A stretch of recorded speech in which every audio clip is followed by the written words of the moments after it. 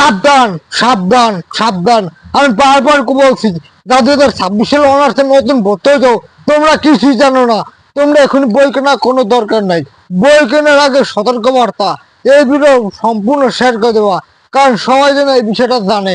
তো দেখো, অনেক শিক্ষার্থী করছে কি, নতুন নতুন ভর্তি হয় তারা বই কিনে ফেলছে, তারা বড়টা ধরা খাবে। কারণ এক বই তোমার 3-10 বড় কেনা লাগতে পারে, কারণ এক এক কলেজ এক এক বই দিয়ে পড়ায়। বিষয়টা বুঝছো না? যেমন আমি তোমাদের বাংলা সাবজেক্ট নেই, এক টিচার সে বাংলা সাবজেক্ট অন্য কবিতা পড়ায়, যার কারণে সে ওই সাবজেক্টটা পড়াবে না, তাই তোমার ওই সাবজেক্ট আমার কেনা লাগবে।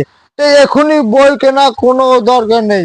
আগে কলেজে যাও, কয়েকদিন ক্লাস করো, এক সপ্তাহ ক্লাস করো, তারপর শিক্ষকের বলে দেবে তুমি কোন কবির বই কিনবা বা কার বই কিনবা।